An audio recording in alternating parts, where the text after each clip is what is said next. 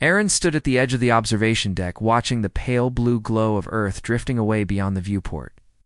His heart felt heavy, as if the vast distance stretching between him and his sister Lyra was pressing down on his chest. Only a week had passed since she left for the Mars terraforming project, but every empty hour since her departure had weighed on him. He missed the sound of her laughter echoing through their shared quarters, her steady voice reciting old jokes. When he felt anxious, now the silence around him felt endless. He pressed his palm against the cool glass, imagining Lyra's warm hand meeting his on the other side. He remembered how she used to tease him about his careful routines, and how he would roll his eyes but secretly looked forward to her playful nudges. She had always pushed him to try new things, new recipes, new hobbies, new routes through the station's winding corridors. Without her gentle prodding, Aaron felt small and uncertain, as though he had lost a map to a place he once knew by heart. Back in his lab, Aaron stared at the holoconsole, displaying Lyra's last message, a grainy feed of red Martian dust against an alien sunrise, and her quick smile at the end. She had promised to write every day, but her messages had dwindled to brief updates on station maintenance and soil samples. He understood that her work was urgent and demanding, but each short note left him wondering how well she was really coping. He wanted more than data.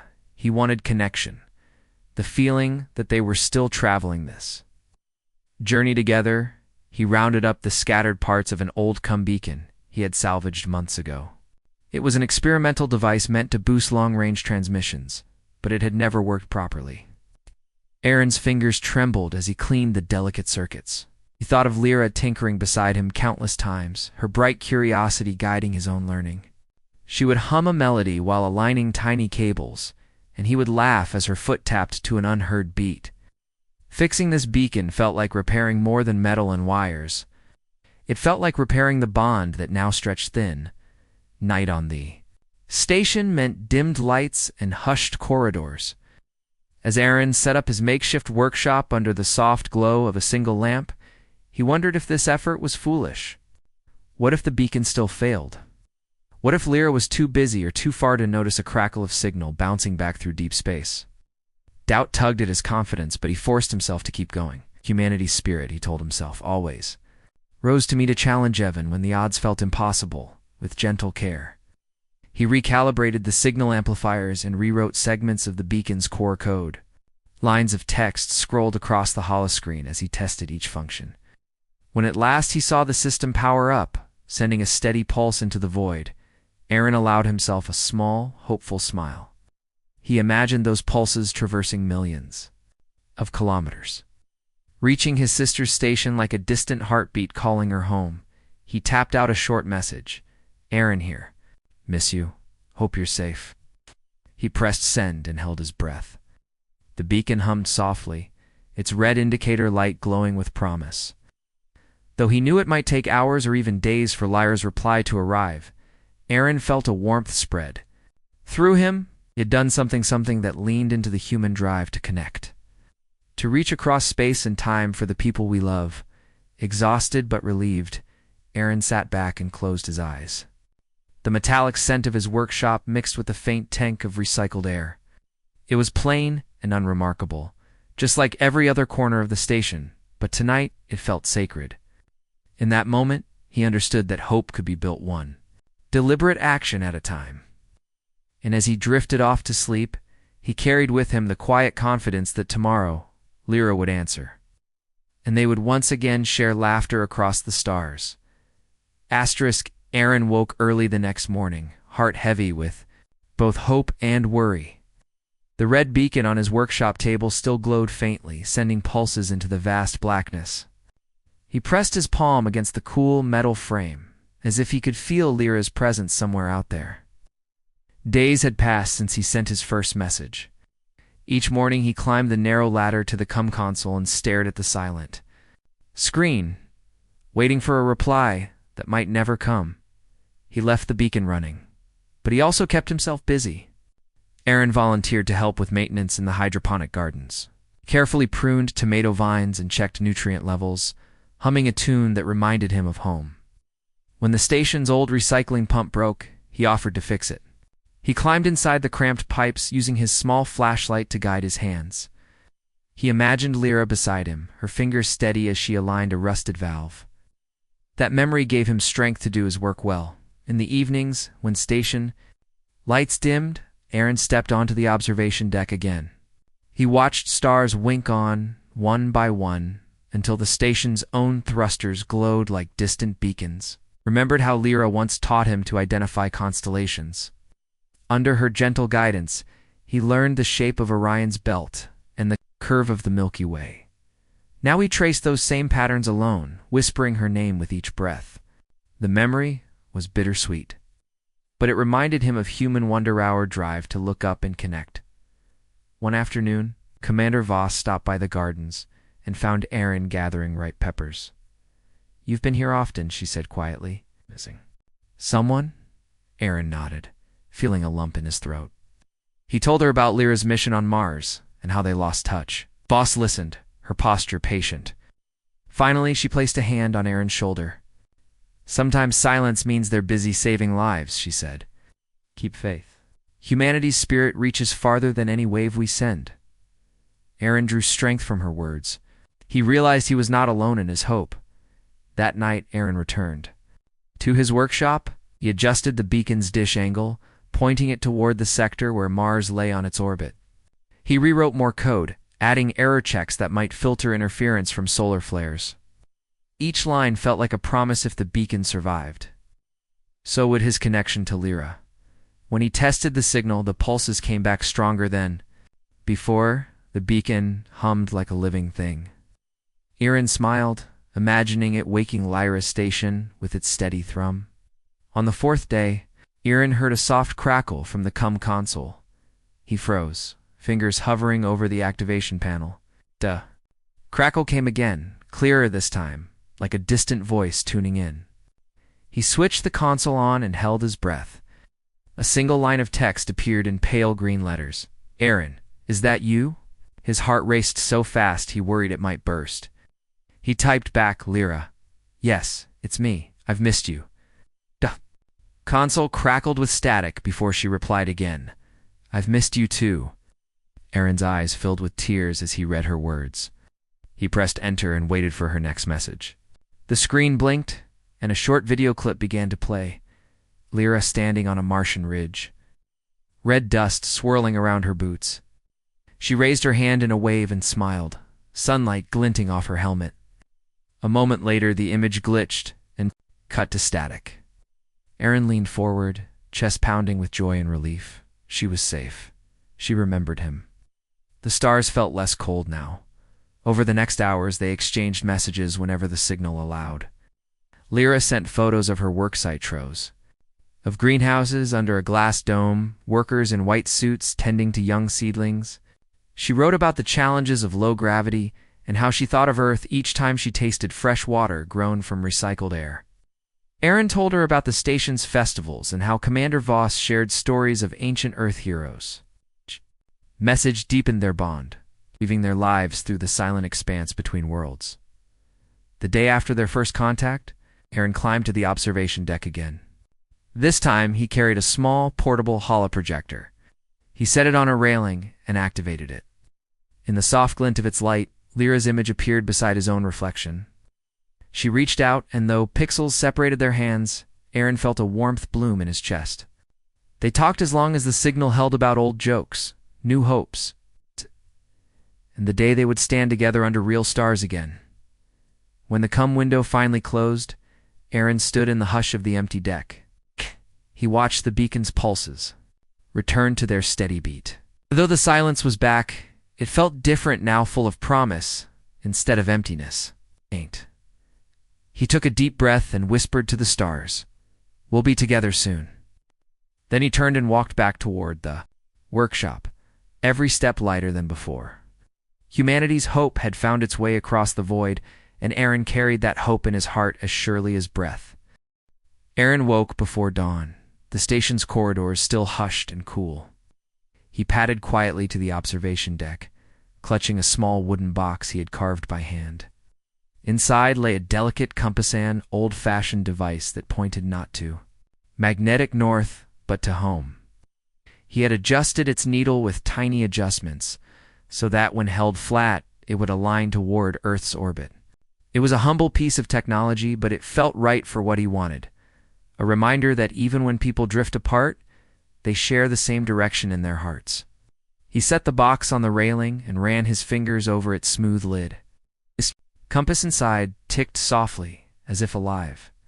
Aaron remembered the day he and Lyra had found a real compass on an antique market ship, buried beneath crates of old clothes. Lyra had been enchanted by its simple magic, how a little bit of metal and spring could always point you home. Back then, they had spun stories about secret treasure maps and lost cities hidden among the stars. The compass symbolized all the adventures they might still share. Aaron closed his eyes and let the memory fill him with warmth. He had been so afraid that their bond would weaken beyond repair. But each time he thought of Lyra, he felt that spark of human wonder, our deep desire to explore and to connect. That spark had driven him to build the beacon, to code new filters, to chase every faint crackle on his console. This compass was a gift to strengthen that spark and give her something tangible to hold when the signal cut out. A soft chime interrupted his thoughts. The console flickered to life. Aaron rushed back to the workshop, his heart pounding. The screen glowed with Lyra's avatar, her suit still smeared with red Martian dust. He tapped the accept icon and steadied his voice. "Good morning, Lyra. Are you awake?" She laughed a bright, gentle sound that made his chest ache. With relief, "I am now," she said. "It's evening here. I thought our next window opened today." They exchanged brief updates. She had successfully implanted new oxygen regulators in the greenhouse domes, and he had helped reroute power in the station's water recycling system. He fell into an easy rhythm, talking about their daily tasks. But Aaron steered the conversation towards something more personal. "I made you something," he said shyly. Lyra's eyes lit up. "You did? What is it?" Aaron felt the weight of the wooden box in his hand. "I carved a compass. It points toward Earth. I thought it might help you feel closer when our messages go quiet." On the console, Lyra's expression softened. "Aaron, it's beautiful." She paused, as if reaching for it in her own helmeted hands. "That map we made of the old station, the one with all our favorite hidden spots." He smiled despite the crackle of static between them. "I still remember where the secret alcove is, the one behind the cargo lift with the view of the nebula." Lyra nodded, flicking her fingertips across the holoscreen to bring up a translucent map. There it was, a tiny star marking their alcove. "One day when I return, we'll go back there and trace the constellations again." Aaron's throat tightened. "I'd like that." As their window closed, Aaron tucked the compass into his jacket and walked toward the station's main forum. Today was the station's anniversary, a day of celebration, reflection, and shared stories. He carried the compass with him, hoping to weave his personal hope into the larger human spirit that pulsed through every corridor and airlock. In the forum, clusters of crew members exchanged greetings under banners that shimmered with holographic fireworks. Aaron found Commander Voss near a display of old Earth artifacts, an antique clock, a faded photograph of a long-ago space shuttle, the very compass they had discovered months before.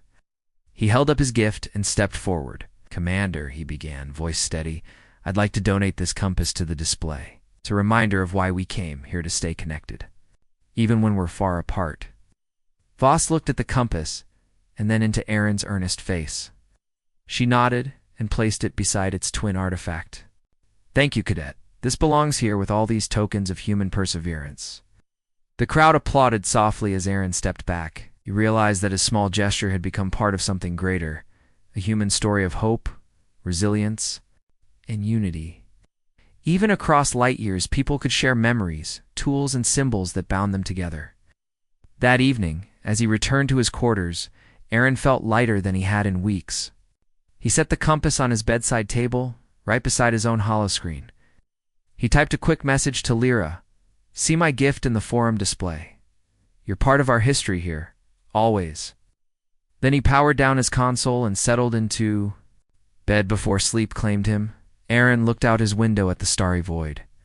He imagined his compass pointing toward Lyra's station, toward her bright smile and steady courage. In that moment, he knew that distance could test them, but it could never break the bond forged by shared wonder and unwavering hope. Humanity's strength lay in our ability to reach across the vastness, one heartbeat at a time, toward the people we love. Aaron woke to the soft hum of the station's central hub, where today's special event would take place. Ever since he donated his compass to the anniversary display, a new idea had grown in his mind. He wanted to reach further, not just to Lyra, but to every person up here who missed someone down on Earth or off on a far mission. He called it the Homewards Broadcast, a live message from each crew member to the person they cared about most. He climbed the ladder to the deck control room, clutching the small holoprojector that showed Lyra's face in 3 dimensions. The control room was already busy with technicians fine-tuning uplink schedules and signal frequencies. Aaron introduced himself and shared his plan during the anniversary gala that evening. They would interrupt routine communications for 10 minutes so everyone could send a short-lived greeting to loved ones on distant worlds. The technicians exchanged glances. Live uplinks were risky; they could interfere with critical ship operations. But when Aaron showed them the compass carved with Earth's orbit and explained how it had inspired hope for so many, they agreed. To help all day, Aaron worked alongside engineers. He rewrote parts of the scheduling software to carve out a clean slot for the Homewards broadcast. When solar interference threatened to scramble signals, he adjusted the antenna's angle. Using his memory of pointing the smaller beacon toward Mars, he climbed into cramped maintenance ducts to tighten loose cables. Humming the old tune Lyra had once taught him, every adjustment, every line of code, every careful twist of a screw was an act of faith, a human reaching past isolation to connect. Meanwhile, news of Aaron's plan spread through the station. In the hydroponic gardens, gardeners paused there, pruning to offer him extra rations of fresh basil for the gala feast. In the labs, medtechs donated samples of synthetic honey water for toasts. At the recreation bay, artists sketched holographic decorations of Earth's continents joined by glowing threads.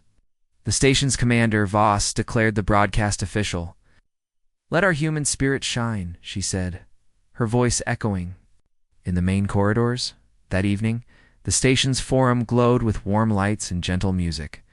Crew members in crisp uniforms and casual flight suits mingled by tables of hydroponic salads, toasted to home and to each other.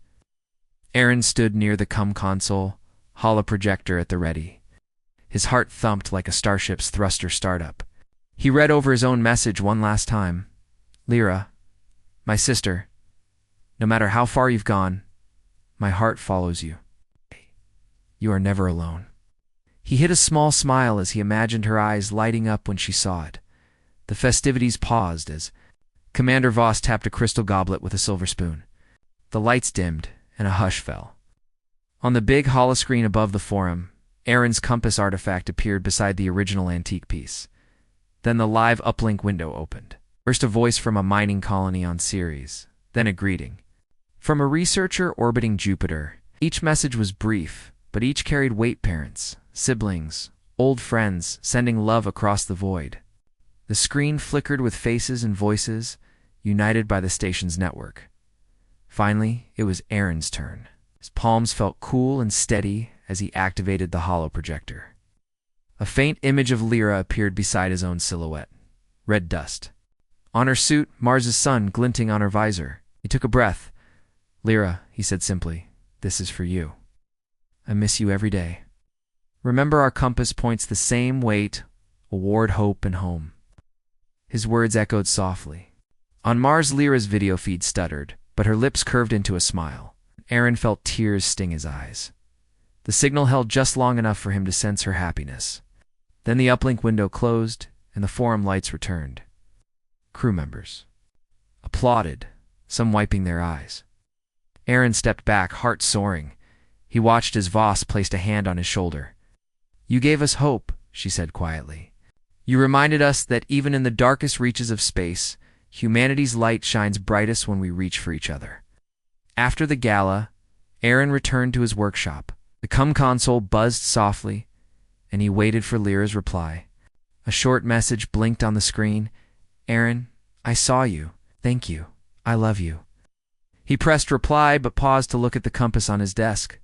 Its needle pointed always toward Earth, but Aaron now knew it also pointed to something deeper, the heart's true home and the people we love. He tapped out a final line.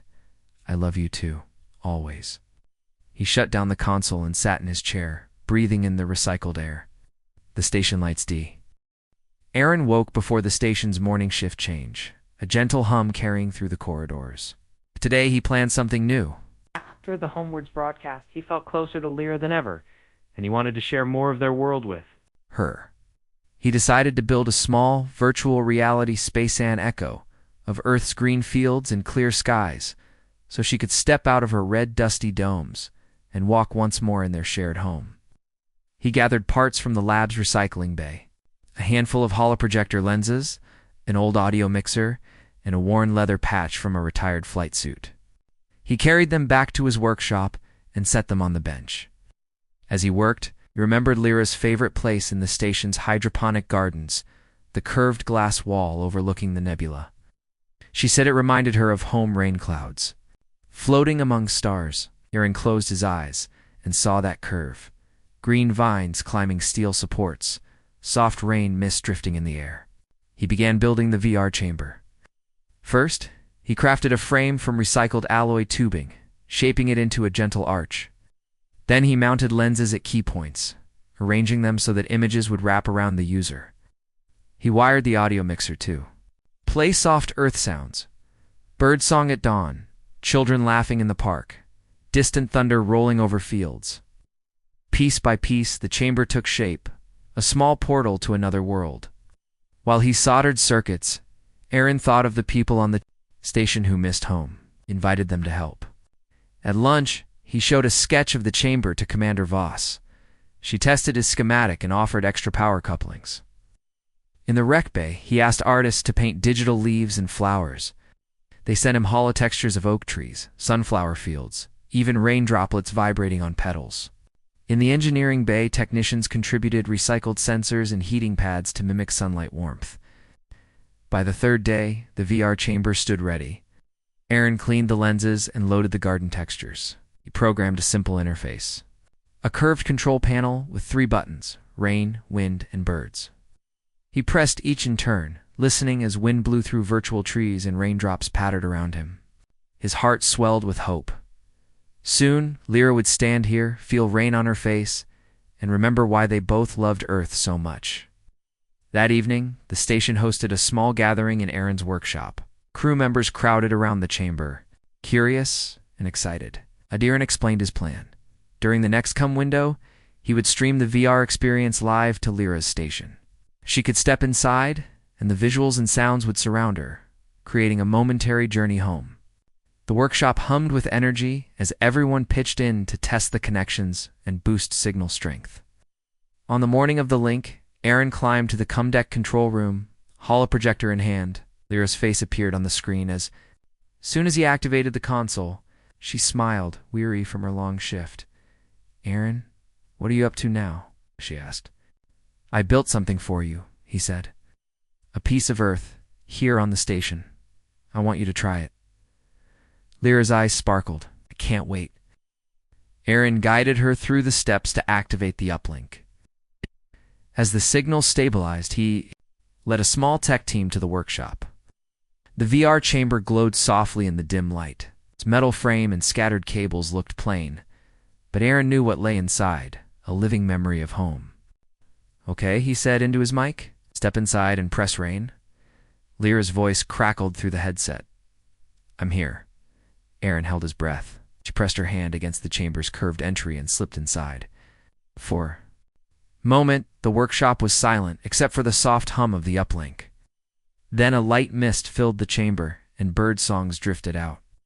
Aaron watched as hollow leaves unfurled, green and glistening. He imagined Lyra's face, eyes closed, feeling rain on her cheeks. A smile broke across his lips. It's beautiful, she whispered. I feel like I'm standing by the lake we used to visit as kids. Aaron turned the wind knob. Gentle breeze swept through the chamber, rustling virtual grass. Lyra laughed, a soft, joyful sound that echoed through the workshop. I can almost see the mountain in the distance, she said. Thank you, Aaron. You pressed birds, and the melody of morning life filled the air. Technicians and artists gathered around, some wiping their eyes. In that moment, Aaron felt the strength of humanity's inventive spirit. People from different stations uniting to build a bridge of light and code, reaching across millions of kilometers. When the cum window ended, Lyra stepped out of the chamber. Her suit's visor was damp with mist. She reached out toward him, and though pixels separated their hands, Aaron felt her warmth. "I'll never forget this," she said. "Later." Aaron packed away the chamber. He sent Lyra a short message. "Our home is always here. No matter where we go, we carry it in our hearts." He watched the holodisplay light up with her reply. "And in our memories, thank you for bringing it to life." Aaron powered down the workshop lights and closed the door behind him. The hush of the corridor, he carried with him a simple truth. When distance makes us fragile, our hope and creativity can rebuild every bridge that drifts apart. Humanity's greatest strength, he realized, is our love and the lengths we will travel to touch each other's hearts. Aaron woke to the steady glow of the station's aft windows, where distant stars trailed like silver sparks. Today he felt a new excitement. He would share another piece of his world with Lyra. Even after the VR garden, still felt the space between them tug at his heart. He wanted to build something that could carry their shared memories, a living archive of home they could visit together no matter how far apart they were. He opened his locker and took out a thin metal cylinder he had forged weeks earlier. Inside lay tiny memory pods, small data chips that captured sounds, images, and scents of Earth. Aaron had recorded morning rain on the station's hydroponic dome, laughter echoing in the wreck bay, and the soft hum of the nebula view deck. He even captured the scent of fresh basil from the gardens and the warm spice of synthetic coffee in the mess hall. Each pod held a fragment of life he and Lyra once shared. Aaron set up a new device on his workbench, the memory lantern. It looked like an old oil lamp, but with hollow filters and scent emitters. When activated, it would project a gentle hologram of a memory scene and fill the air with its scent. He soldered wires, calibrated projectors, and loaded memory pods one by one. He tested the first pod and watched a soft image of rain falling on glass, while a mist of basil scent drifted around him. He inhaled deeply and smiled. It felt like standing beside Lyra in the garden again. He knew the lantern would need a strong uplink to reach Mars. He invited the cum technicians to help boost the signal and secure the data link. They adjusted satellite arrays and ran diagnostic scans. Commander Voss dropped by to wish him luck. "Your hope lights up our station," she said, touching the lantern's frame. "May it shine across the void." Aaron nodded, his chest warm with pride and gratitude. When the uplink window opened, Aaron activated the memory lantern in his workshop. The metal cylinder clicked, and a soft glow emerged. He spoke into the mic. "Lyra, I'm sending you our memories tonight. Light the lantern on your end, and we'll share these moments together." He then pressed the activation switch. His screen, data streams, traveled through space as blinking lights. Half an hour later, the screen flickered with Lyra's feed. She stood in her Mars Habitat's lounge, holding another lantern of the same design. Dust coated her boots, and exhaustion showed in her eyes, but when she saw Aaron's smile, she straightened. Aaron watched as she placed her lantern on a low table. He activated the first memory pod, Morning Rain. On Aaron's side, the hollow projectors painted a dome of falling droplets, and the scent of damp basil filled the air. On Lyra's side, the lantern emitted the same scent and projected rain against red-tinted glass walls. She closed her eyes and tilted her head as if feeling real raindrops. Aaron watched her lips curve into a gentle smile, and a relief he had never known washed over him. He switched to the next pod, Mess Hall Mornings. The lanterns glowed amber, and the soft murmur of voices drifted through speakers. The smell of spicy coffee and fresh bread rose around them. Lyra laughed quietly, her fist tapping the table in delight. "I can almost taste the bread," she said. Aaron nodded, though she could not see him. He felt her joy ripple through the link. For the third memory, Aaron chose Stargazer's deck. Holostars appeared around them, and a soft breeze soughed through invisible vents. The scent of ozone and fresh metal drifted in the air. Lyra's eyes shone. "This was our favorite place," she whispered. "I missed it more than words can say." Aaron placed a hand on his heart. "We will stand there together again," he promised. When the uplink closed, Aaron felt both warmth and longing. He carefully packed away the memory lantern and its pods. He sent Lyra a final message. "Our memories are ours forever. Carry them with me always." The console blinked his sister's reply, "And I carry them with me too." "Thank you, Aaron." Later, as the station dimmed its lights for rest, Aaron climbed to the Nebula view deck. He stood beneath the swirling colors of gas and dust, his mind alive with memories and hope. He looked up at the stars, imagining Lyra beneath the same sky on Mars, though millions of kilometers lay between them. He felt her presence like a gentle hand on his shoulder. Aaron whispered into the quiet, "No matter where we go, we share the same sky." He breathed in the recycled air, knowing that each